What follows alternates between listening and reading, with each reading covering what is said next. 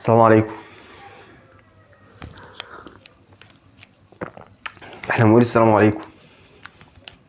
يا جدع رد السلام. السلام عليكم. بسم الله والصلاة والسلام على سيدنا رسول الله. بسم الله نبدأ وعلى الله نتوكل. ربنا افتح بيننا وبين قومنا بالحق وأنت خير الفاتحين. ربنا عليك توكلنا وإليك أنبنا وإليك المصير. عاملين يا باشا؟ أهلا بكم يا باشمهندسين ودكاترة تاني إعدادي في أولى محاضرات الترم التاني. معاك أخوك محمد مرعي. إن شاء الله هنكون معاكم في الترم ده في مادة العلوم. طيب يا عم ركز ويايا كده، سيبنا بقى من المقدمة والهري اليامة وان انت لازم تذاكر وتطلع بهجة اللي جواك اللي انت قلت في اللجنة في تانية وانت في الترم الاول كده اللي انت هتطلعه والكلام الفاضي ده كله. انا عايز استغل الباور بتاعك ده في الحصة. تمام؟ قلت اصلا ماشي. اشرب كوباية القهوة بس كده عشان افوقلك كده فاهم انت، ناخد باور يعني. يا اخي اتفضل يا عم اتفضل. طيب بسم الله والصلاة والسلام على سيدنا رسول الله. بسم الله الذي علم بالقلم علم الإنسان ما لم يعلم، والصلاة والسلام على خير معلم الخير محمد. رب اشرح لي صدري ويسر لي أمري واحلل عقدة من لساني يفقه قولي. الوحدة بتاعتنا يا باشا بتتكلم عليه، احنا هنعرفه دلوقتي. صلى على رسول الله عليه الصلاة والسلام. الوحدة بتاعتنا بتتكلم على حاجة اسمها الحركة. اسمها ايه؟ الحركة. بالله عليك كده ركز ويايا، هتلاقيني بكرر الكلمة ياما فانت ردد ورايا. حتى انت انا مش شايفك بس انت شايفني، ردد ورايا. ليه؟ المذاكرة هتبقى سهلة معاك صدقني. كل ما تردد اكتر كل ما تستمع اكتر الكلمة تيجي على ودانك مرات عديدة انت هتلاحظ الفرق. تمام؟ يلا بسم الله. الوحده بتاعتنا يا باشا اسمها ايه؟ الحركه. اسمها ايه؟ الحركه. اسمها ايه؟ الحركه. يعني ايه حركه يا ابو حميد؟ قلت له صلى على رسول الله عليه الصلاه والسلام.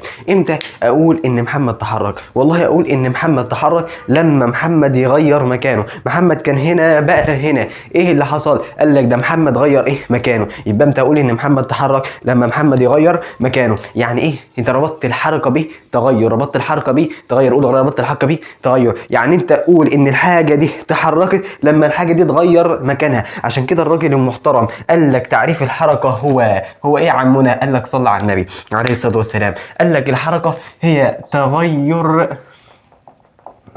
موضع الجسم بمرور الزمن. قال لك الحركه هي ايه؟ هي تغير موضع الجسم بمرور الزمن. تغير موضع الجسم بمرور الزمن. طب صلى على رسول الله عليه الصلاه والسلام.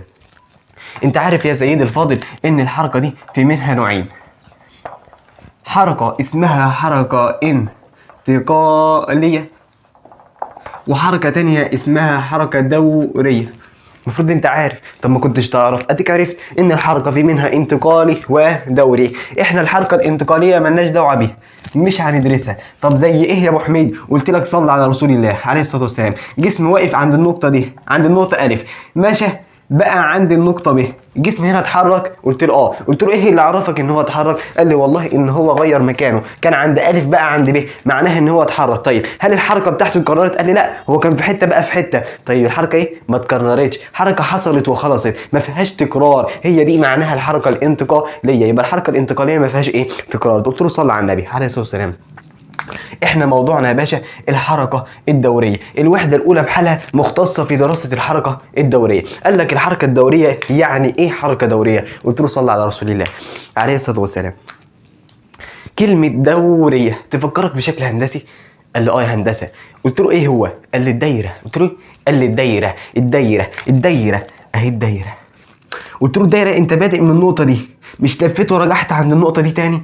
قلت له اه. يعني انت ما رحتش من حته بقيت في حته وما عادش رديت تاني؟ الله. يعني انت رديت للنقطه تاني وكررت الحركه عند النقطه اللي انت بدات عندها تاني اي كررت الحركه اهي كررت الحركه. اضربها لك بمثال تاني. قلت له صلى على النبي عليه الصلاه والسلام. في رمضان الشباب بيعملوا حاجه اسمها دوره كوره. كل رمضان في كل سنه يعملوا دوره كوره، شويه مطوشه كده. كل رمضان في كل سنه هيعملوا دوره كوره. كل رمضان في كل سنه ايه ده؟ العمليه قاعده تتكرر كل سنه في رمضان. يعني العمليه قاعده تتكرر في فتره معينه ثابته منتظمه. يعني بتتكرر في فترة ثابتة. ايه العلاقة بين اللي انا بقوله ده وبين الحركة الدورية؟ قال لك انت ما تعرفش؟ قلت له لا ما اعرفش. قال لي صلى على النبي عليه الصلاة والسلام. الحركة الدورية دي يا غالي هي حركة. امال هتبقى مزغلول يعني؟ ما هي نوع من انواع الحركة. هي ايه؟ حركة. مالها يا عمنا؟ بص الكلمة اللي جاية دي هي الكلمة دي اللي بتفرقها. هي حركة تتكرر. حركة مالها؟ تتكرر على فترات زمنية متساوية. هي حركة تتكرر على فترات زمنية متساوية. يبقى هي مالها؟ هي حركة تتكرر على فترات زمنية متساوية. ده الدورية. يبقى صلى على رسول الله. احنا هندرسوا حاجة اسمها الحركة. يعني ايه حركة؟ قال لي هي تغير مكان. يا مستر انت كاتب تغير موضع. انا عارفك ان انت مثقف وعارف ان موضع معناها مكان. يبقى هي تغير ايه؟ موضع الجسم في مرور الزمن. وعرفنا ان الحركة في منها انتقالي ودوري. انتقالي ودوري. انتقالية حركة حصلت وخلصت ما فيهاش تكرار. حركة حصلت وخلصت ما فيهاش تكرار. اما الحركة الدورية ده حركة مالها؟ بتتكرر. حركة مالها؟ تتكرر على فترات زمنية متساوية. قلت له صلى على رسول الله عليه الصلاة والسلام. الحركة الدورية دي غالي في منها كذا نوع. 3 أنواع. حركة اسمها دورية موجية، وتانية اسمها دورية اهتزازية. تاني دورية ايه؟ موجية، ودورية ايه؟ اهتزازية. موجية واهتزازية. موجية واهتزازية. الموجية دي علينا الدرس التاني بإذن الله، بينما الاهتزازية ده موضوعنا النهاردة. طيب في حركة تانية اسمها دورية دائرية، بس ده مش علينا، ملناش دعوة بيها، فكك منها. طيب صلى على رسول الله عليه الصلاة والسلام. احنا قلت النهارده يا مستر ان احنا هناخد حركة ايه؟ الاهتزازية. بص يا هندسة، يعني ايه حركة اهتزازية؟ قال لي يعني هزة. قلت له يعني ايه بيهتز يعني الجسم اللي انت بتقول ده؟ قال لي يعني رايح جاي. قلت له ايه؟ رايح جاي. رايح جاي فين؟ قال لي مش عارف. قلت له تعالى اعرفك. صلى على النبي عليه الصلاه والسلام. من امثله الحركه الاهتزازيه دي وهناخدوا امثلتها كلها دلوقتي حاجه اسمها البندول. انا وليكن عندك عمك الحاج عصايه اهي رابطين فيها الحبل بتاعنا اللي هو فيه البندول. انت ممكن تعمل بندول حبله في اي ثقل، تمام؟ وجينا شادين البندول في كده، شدنا كده، فايه اللي هيحصل؟ عايزين رايح ايه؟ جاي. رايح جاي اهو. بندول تاني رايح كده وجاي كده، فالبندول تاني رايح ايه؟ جاي. طب البندول هنا قبل ما اشده كان فين؟ قال لي والله هنا كان عند حته اسمها موضع السكون. اسمها ايه؟ موضع السكون. طيب هنا رايح جاي فين؟ قال لي يمينا ويسارا عن موضع السكون. قلت له يعني ايه؟ قال لي يعني على جانبي موضع السكون. قلت له يا عم ادي عمك البندول، بندوله جميل، استنى نلفه. صلى على النبي عليه الصلاه والسلام. مش ده بندول؟ انا شديت البندول كده فين؟ عند موضع ايه؟ السكون. رد عندي كده فين؟ موضع السكون. جيت راح شدت البندول كده. البندول ايه اللي هيحصل له؟ هتني رايح جاي حوالين ايه؟ موضع السكون. ايه العلاقه بين ده وبين الحركه الاهتزازيه؟ قال لك ما هي دي الحركه الاهتزازيه. قال لي يا مستر مش فاهم. قلت له تعالى لما اقول لك تعرف. صلى على رسول الله عليه الصلاه والسلام. اصل الراجل المحترم بيقول لك ان الحركه الاهتزازيه دي هي ايه؟ بص قال لك ايه؟ هي حركه دورية. وقف عندك ستوب. ايه؟ قال لي ده حركة ايه؟ دورية. قلت لي يعني هي دورية؟ قلت له يعني هي بتتكرر على فترات زمنية متساوية. قلت له بس يعني بما ان الحركة الاهتزازية حركة دورية اي انها تتكرر على فترات زمنية متساوية، اي انها تتكرر على فترات زمنية متساوية. اربط معايا. طب صلى على رسول الله عليه الصلاة والسلام. ايه اللي يفرقك يا اهتزازية؟ ما انا كنتش قلت ان الدورية منها اهتزازية بما انها بتتكرر زيها؟ قال لك لا بيفرقها. ليه بقى؟ حيث ان الجسم المهتز اللي بيعمل الحركة الاهتزازية بيحدث الحركة الاهتزازية على جانبي موضع السكون. على ايه؟ جانبي موضع السكون. يبقى قلنا ان الحركة الاهتزازية حركة دورية. حركة دورية. ايه اللي يفرقك يا اهتزازية؟ ان عمك الحاج يحدثها. مين اللي بيحدثها؟ قال لك الجسم المهتز على جانبي موضع السكون. اللي يفرقك ان الجسم مهتز بيحدث عليه جانبي موضع السكون. الناس اللي تاهت معايا تعال صلى على رسول الله عليه الصلاه والسلام. انا بنتكلم على حاجه اسمها الحركه، حاجه اسمها الحركه، وعرفنا ان الجسم يتحرك امتى؟ لما يغير مكانه، لما يغير مكانه. وعرفنا ان الحركه انتقاليه ودوريه، انتقاليه ودوريه. وعرفنا ان الحركه الدوريه حركه تتكرر على فترات زمنيه متساويه. وعرفنا ان الدوريه موجيه واهتزازيه. موجيه هناخدوها الدرس الثاني، انما الاهتزازيه غير دي حركة ايه؟ دورية. وبما ان الاهتزازية حركة دورية اي ان الجسم يحدثها على جانبي موضع السكون. دي ايه؟ لانها اهتزازية، بس هي دورية. ليه دورية؟ عشان بتتكرر على فترات زمنية متساوية. تاني ان قلنا ان الحركة الاهتزازية حركة دورية. بما ان الاهتزازية دورية اي انها تتكرر على فترات زمنية متساوية. بس ليه اهتزازية؟ لان الجسم بيحدثها على جانبي موضع السكون. صلى على رسول الله عليه الصلاه والسلام. في رمضان ابوك جه قبل المغرب بنص ساعه وطلبت معاه ياكل طعميه. قال لك روح هات طعميه. انت قبل المغرب في نص ساعه وخلاص بقى خلصان، جيت راح انت قايل له والله يابا ما عندي طاقه اتحرك. انت قلت ايه؟ ما عنديش طاقه اتحرك. ما انت قلت له مش قادر اتحرك. طب ايه اللي خلاك مش قادر تتحرك؟ ان انت ما عندكش طاقه. يعني انت ربطت الحركة بطاقة. يعني انت عشان تتحرك محتاج طاقة. طبيعي محتاج تعمل اي حاجة محتاج لها ايه؟ طاقة. وبما ان الطاقة دي محتاجة عشان الحركة، عندنا مصطلح جديد اسمه طاقة الحركة. اسمه يا غالي طاقة الحركة. ايه طاقة الحركة دي يا غالي؟ قلت له طاقة الحركة دي بتساوي نص الكتلة في مربع السرعة. الناس اللي تاهت مني، انا قلت لك عشان تتحرك محتاج طاقة. طيب بما ان الطاقة دي محتاجها عشان تتحرك سميناها بطاقة الحركة. طاقة الحركة دي بتساوي ايه؟ قلت له بتساوي نص الكتلة في مربع السرعة. نص الكتلة في مربع السرعة. نص الكتلة في مربع السرعة. قلت له طب صلى على رسول الله عليه الصلاة والسلام. طاقة الحركة دي انا عرفت اجيبها ازاي؟ طب هي بتعتمد على ايه؟ قال لي والله هي قانونها اصلا ما فيهوش غير كتله وسرعه. اي ان طاقه الحركه كده يا غالي بتعتمد على حاجه اسمها الكتله وتعتمد على حاجه اسمها السرعه. قلت له طيب بتعتمد عليهم ازاي؟ قلت له صلى على النبي. العلاقه بينهم علاقه طرديه. اقف عندك. يعني ايه طرديه يا ابو حميد؟ قلت له صلى على النبي. العلاقه الطرديه بتقول افتح لي قلبك افتح. فتحت قلبك افتح. فتحت قلبك خد عندك بقى. العلاقة الطردية بتقول له أنا زيك، زي ما يحصل لي يحصل لك. شعر يا ولا. قال لك العلاقة الطردية بتقول افتح لي قلبك افتح. انا زيك وزي ما يحصل لك يحصل لي. مش فاهم يعني لو الكتله زادت طاقه الحركه يحصل لها ايه؟ تزيد. طب لو الكتله قلت طاقه الحركه مالها تقل. طب بردك السرعه لو زادت طاقه الحركه تزيد. طب لو السرعه قلت طاقه الحركه تقل. قلت له بيس. قول بيس. صلى على رسول الله عليه الصلاه والسلام.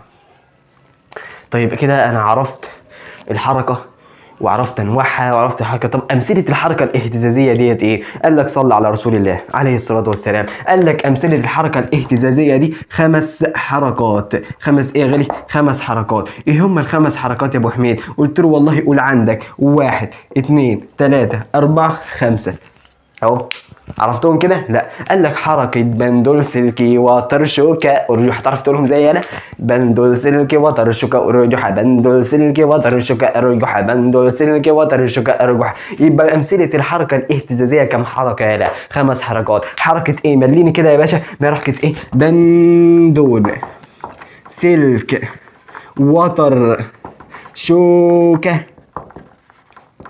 أرجوحة. يبقى من أمثلة الحركة الاهتزازية 5 حركات. بندول سلكي وترشكة أرجوحة. بندول سلكي وترشكة أرجوحة. قلت له صلي على رسول الله عليه الصلاة والسلام. هات لي من الأول معايا. احنا بندرس حاجة اسمها الحركة. حاجة اسمها الحركة. امتى أعرف إن الحاجة اتحركت؟ لما الحاجة تغير مكانها. لما الحاجة تغير مكانها. افهم يا باشا. لما الحاجة تغير مكانها. وعرفنا إن الحركة انتقالية ودورية. انتقالية ودورية. انتقالية حصلت خلصت ما تتكررش. أما الدورية هي حركة تتكرر. إيه؟ تتكرر. ايه؟ تتكرر على فترات زمنيه متساويه. وعرفنا ان الدوريه موجيه واهتزازيه. الاهتزازيه ده دوريه، بما ان الاهتزازيه دوريه اي انها تتكرر على فترات زمنيه ايه؟ متساويه. ايه اللي يفرقك كاهتزازيه؟ ان الجسم يحدثها على جانبي موضع السكون، ان الجسم يحدثها على جانبي موضع السكون. من امثله الحركه الاهتزازيه كم حركه؟ 5. كم حركه؟ 5. بندول سلك وترشجه، رجوح بندول سلك وترشجه، رجوح بندول سلك وترشجه، رجوح بندول سلك وترشجه،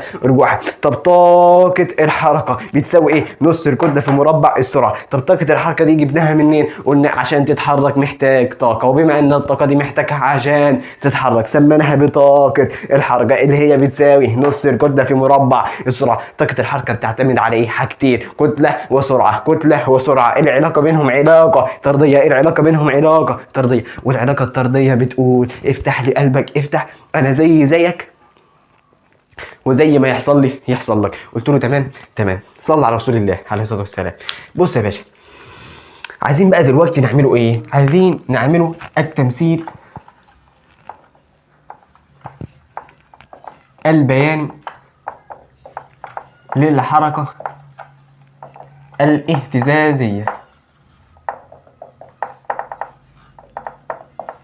صلى على رسول الله عليه الصلاة والسلام.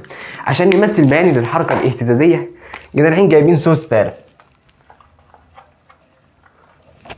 ايه؟ سوستة سلك، وعلقنا في السوستة دي ثقل، وحطينا في الثقل هنا قلم، وجينا هنا ايه؟ فرغ ورق وخليناه يتحرك، وجينا شادين السوسته، فالسوسته طالعه نازله طالعه نازله، والقلم بيرسم، فلقيناها عملت لنا حركه عامله كده. ايه ده؟ قلت له دي رسمه البيانيه. قال لي مش فاهم. قلت له ولا القلم مش عمل الحركه دي؟ قال لي الرسمه البيانيه لازم هتبقى شبكه بيانيه. قلت له انت مزعل نفسك، ادي محور الصادات وادي محور السينات. قال لي مش فاهم برضك. قلت له صلى على رسول الله عليه الصلاه والسلام. هنظهر لك الرسمه دلوقتي. قال لي دي هي رسمه بيانيه للحركه ايه؟ الاهتزازيه. يبقى انا كده الرسمه دي الحركه هديه اسمها ايه؟ قال لي والله الرسمه دي اسمها منحنى جايبي. تهت؟ انا عارف ان انت تهت، فوقك من الكلام ده كله. اهو يا عمي اهو. يبقى التمثيل البياني للحركه الاهتزازيه. قال لك الحركه الاهتزازيه دي بترسم بايه؟ قال لك والله بص بمنحنى جايبي. بمنحنى ايه؟ جايبي. شكله عامل ازاي يا عمنا؟ قلت له شكله عامل كده اهو، قمه وقاع قمه وقاع. ادي ايه؟ التمثيل البياني للحركه الاهتزازيه. بصلي على رسول الله. يبقى انا عشان امثل الحركه البيانيه اهتزازيه عملت ايه؟ عملت تجربه. جبت ايه؟ جبت سوسته، علقت فيها ثقل، وعلقته في الثقل قلم، وخليته يمشي على ورقه، خليته يلف يلف يلف، عمل لي الرسمه دي. ايه الرسمه دي؟ قال لي الرسمه البيانيه. قال لك اسمها ايه؟ منحنى جايبي. يبقى تمثل الحركه الاهتزازيه بيانيا بمنحنى جايبي. تمثل الحركه الاهتزازيه بيانيا بمنحنى جايبي. الناس اللي تاهت، انا ما قلتش حاجه، انا قلت ان الحركه الاهتزازيه تمثل بيانيا بمنحنى جايبي بمنحنى جايبي بمنحنى جايبي. وعرفنا شكل المنحنى الجايبي. بيس. قال لي بيس. قلت له صلى على النبي عليه الصلاة والسلام. طب زيد النبي صلى عليه الصلاة والسلام. قال لك والله المنحنى الجايبي دي بيعبر عن حاجة اسمها الحركة التوافقية البسيطة. قال لي قلت له بيعبر عن الحركة التوافقية البسيطة.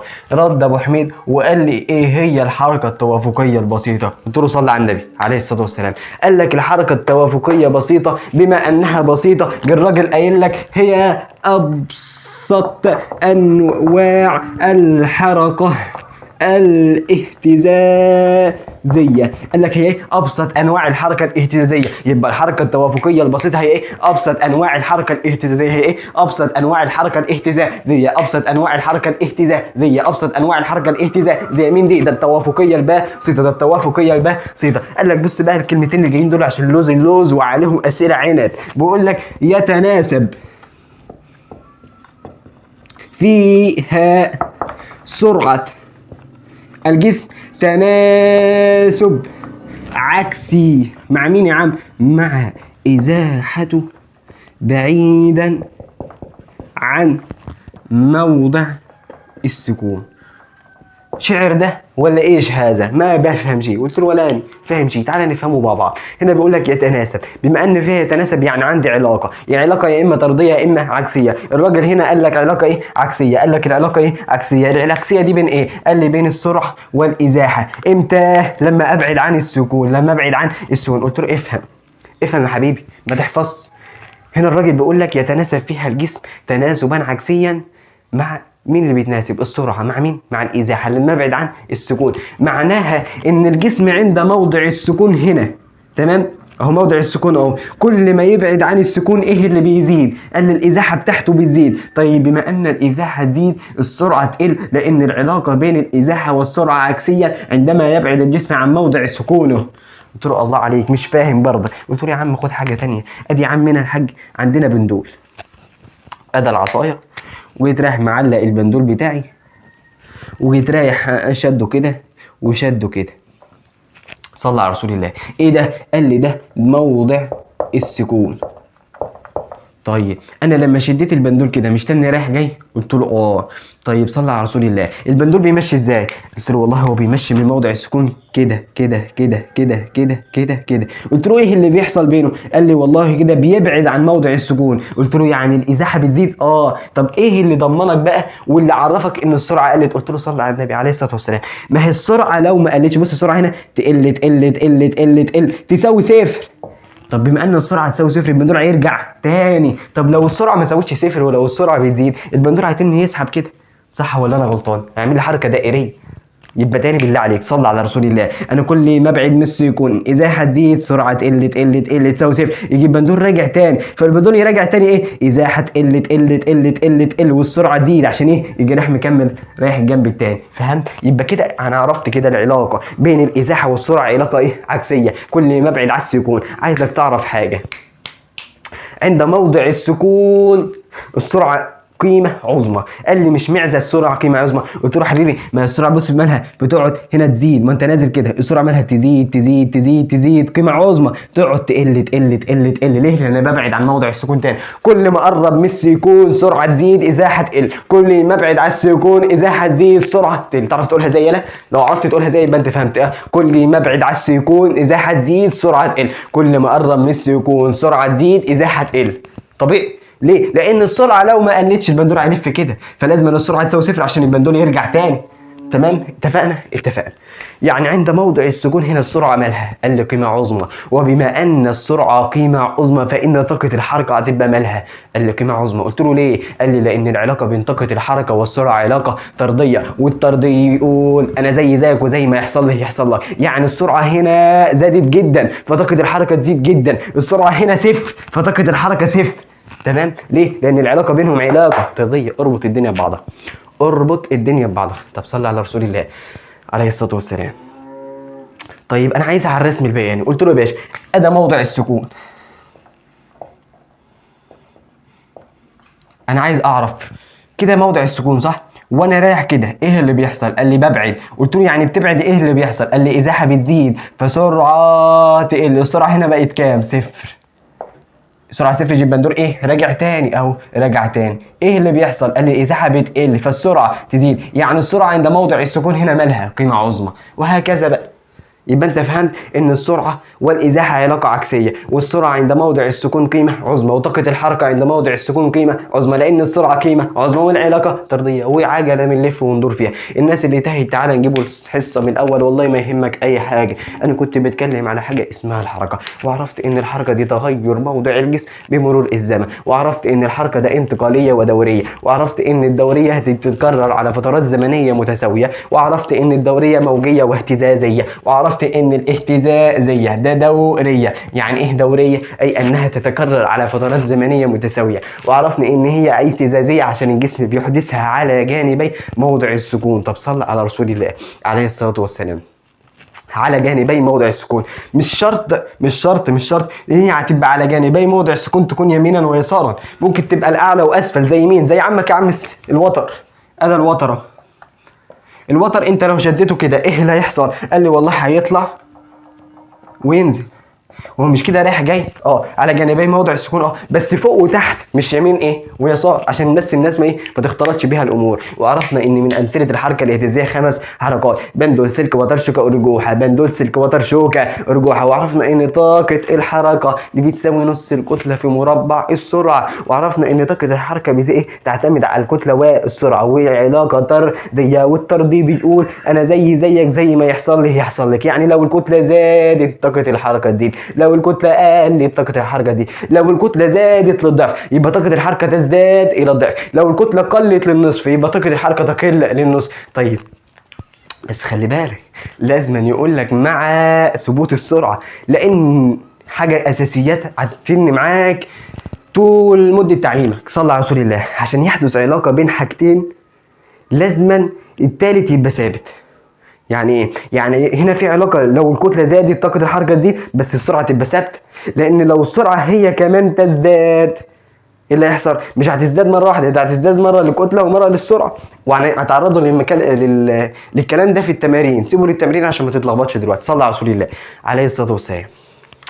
طيب يا مستر، وعرفنا بعد كده ان ايه التمثيل البياني بمنحنى جيبي، والمنحنى الجيبي دي يعبر عن الحركه التوافقيه البسيطه اللي هي بسيطه ابسط انواع الاهتزازيه، بسيطه ابسط انواع الاهتزازيه. وعرفنا ان السرعه تتناسب مع الازاحه تناسب عكسي، وفهمناها ان كل ما قرب من السكون سرعه تزيد طاقه الحركه تزيد الازاحه تقل، كل ما ابعد من السكون ازاحه تزيد سرعه تقل طاقه الحركه تقل. قلت له تمام بيس. قال لي بيس. قال لي خلي بال حضرتك، هل تسمح لي يا حضرة القاضي أن أفعل هكذا؟ كده نعمل كده.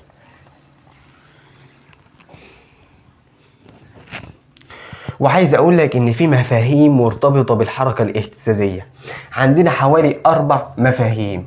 إيه هما ال4 مفاهيم دول يا أبو حميد؟ قال لي والله ال4 مفاهيم دول حاجة اسمها سعة، وحاجة اسمها اهتزازة كاملة، وحاجة اسمها زمن دوري، وحاجة تانية رابعة اسمها التردد. أنا هاخد النهاردة السعة والاهتزازة الكاملة ونحلوا تماريننا على الحصه، والمره الجايه ناخدوا الزمن الدوري والتردد ونحلوا تمارين على الدرس بحاله. وهنعمل لك ملخص يا عم للدرس في 5 دقايق كده قبل ما نخش في التمارين بحالها. مش حرمك الحاجه، ركز ويا بس وان شاء الله هنقفله الماده دي. صلى على رسول الله عليه الصلاه والسلام. هل تسمح لي ان امسح هكذا واكتب هنا سعه اهتزازه؟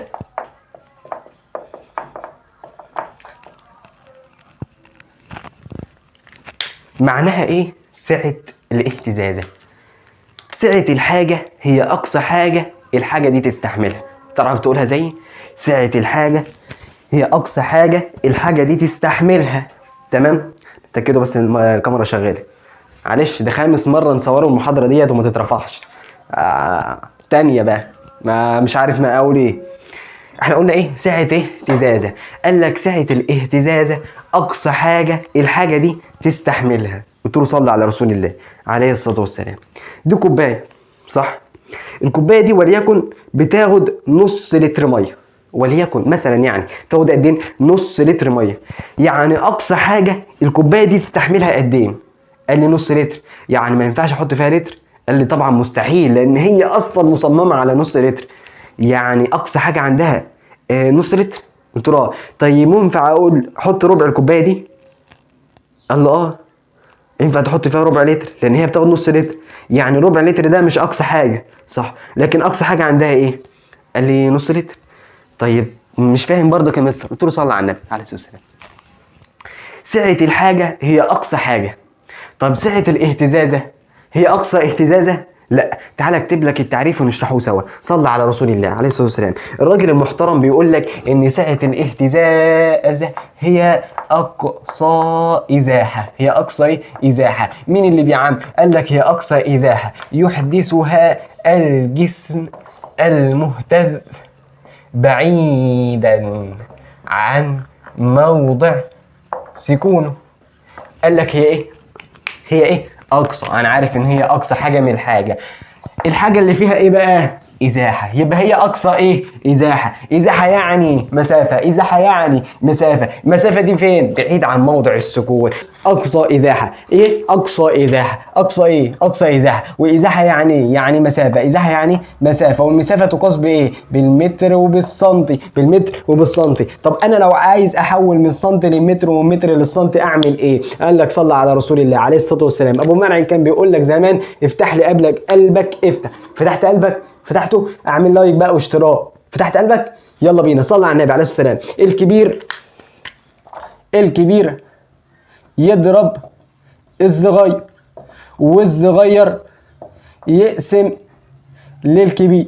الكبير ماله؟ بيضرب الصغير، والصغير بيقسم للكبير. طب صلي على سيدك النبي. مين الكبير؟ المتر ولا السنتي؟ قال لي المتر. يعني لما احول من المتر للسنتي اضرب ولا اقسم؟ قال لي الكبير بيضرب، يبقى بضرب. طيب من السنتي للمتر، السنتي الصغير احول من الصغير للكبير يبقى بقسم. ليه؟ اصل الكبير بيضرب الصغير والصغير يقسم للكبير، والمسافات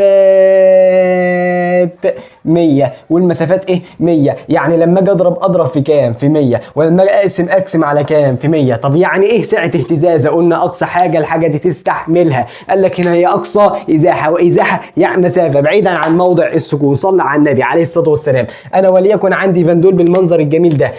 صلى على النبي. طب زيد النبي صلاه.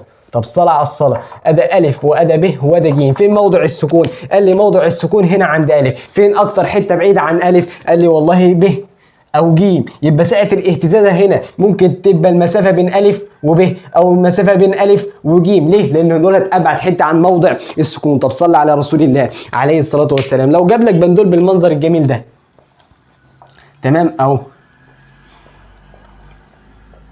الف ب ج. فين اقصى ازاحه؟ قال لي الف ب او الف ج. يعني سعه الاهتزاز الف ب او الف ج. قلت له تمام. طيب لو عمل لك كده وسمى لك دي واو، وعمل لك كده وسمى لك دي دال، فين اقصى ازاحه؟ قال لي بردك ابعد حته اللي هي الف ب او الف ج. امال الف واو دي ايه والف دال دي ايه؟ قال لي الف واو دي مسافه من موضع السكون، والف دال دي مسافه من موضع السكون، بس مش سعه، لان السعه اقصى ايه حاجه، لان السعه ايه؟ اقصى حاجه. يعني الف واو دي ازاحه، والف دال دي ازاحه، بس مش سعه. طب شوف الكلمه دي وتذوقها. شوف انا هقول حاجه، الكلام اللي انا هقوله ده صح ولا غلط؟ كل سعه ازاحه، وليس كل ازاحه سعه. كل سعه معناها ازاحه. اصل الازاحه دي مسافه، يعني السعه اللي هي الالف ب ديت ازاحه، صح؟ ليه؟ لانها بعيده عن مسافه. بس مش كل ازاحه سعه، والدليل على ذلك ان الف واو دي ازاحه بس مش ايه؟ مش سعه. طب صلى على سيدك النبي عليه الصلاه والسلام. طب لو الراجل قام لك رسم بياني بالمنظر ده اهو كده، وقال لك هنا كده 5 سم، اوجد سعه الاهتزازه. فين موضع السكون؟ اهو يا دكتوره موضع السكون. احنا قلنا سعه الاهتزازه ايه؟ اقصى ازاحه. اقصى ازاحه فين؟ بعيدا عن موضع السكون. طب فين موضع السكون؟ اهو. فين اكتر حته بعد عنها؟ اهي واهي. طيب هو قال لك هنا كام؟ 5 سم، يبقى اكتر حته هنا دي بتساوي كام؟ 5 سم، يبقى الساعه هنا بتساوي كام؟ 5 سم. طب صلي على رسول الله. طب زيد النبي صلى الله عليه وسلم. عندنا التعريف، الحاجه بعد كده اسمها الاهتزازه الكامله. ايه هي الاهتزازه الكامله؟ انا لسه قايل لك ان الاهتزازيه دوريه جايه من دائره. طيب انا لو عايز اعمل دائره مش هبدا من نقطه، ولكن انا هبدا من النقطه دي وسميتها الف. طيب ابدا اعمل دايره، ليا الحريه ان انا اعمل الدايره امشي كده او امشي كده، صح؟ انا يا عم اختار الاتجاه ده، وانت مطلوب منك تقول لي انا عملت دايره ولا لا. تمام؟ كده عملت دايره؟ لا. طب كده؟ لا. طب كده؟ لا. طب كده؟ امتى قلت لي ان لما رجعت للنقطه اللي انا بدات عندها تاني. يبقى اول معلومه كده، عشان اعمل دايره لازم نقطه البدايه تساوي نقطه النهايه. البدايه عندك كانت الف والنهايه عندك كانت الف برضه، يبقى البدايه هي النهايه. طب انا عديت على الف دي كم مره؟ قال لك عديت عليها مرتين. المرتين في نفس الاتجاه ولا عكس الاتجاه؟ قال لي استنى كده، انت بدات في الاتجاه ده وجيت لها برضك وانت في الاتجاه ده، يبقى نفس الاتجاه. يبقى انا عشان اعمل دايره لازم انا نقطه البدايه هي نقطه النهايه واعدي عليها مرتين وفي نفس الاتجاه. انت كده خد درس خلاص. ليه؟ اصل الاهتزازه الكامله هي حركه، مالها؟ حركه يحدثها الجسم المهتز عندما يمر بنقطة، هيمر بالنقطة دي كم مرة؟ قلنا مرتين متتاليتين وفي نفس الاتجاه.